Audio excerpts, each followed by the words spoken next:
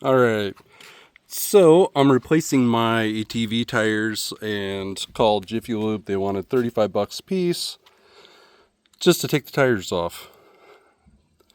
I'm like, no, I'm gonna figure it out myself. So I was looking at my camper. I just thought I'd share this because super easy. Pretty self-explanatory, but let me get this camera mounted real quick.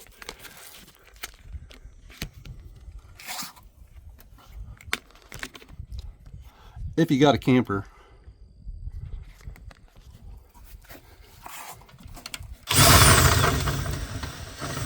careful not to hit the rim, but get as close as you can.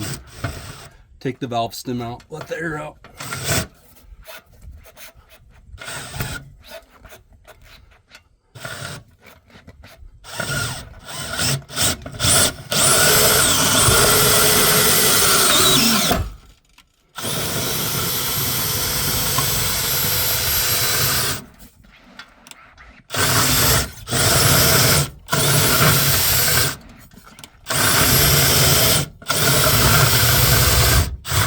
Rinse and repeat.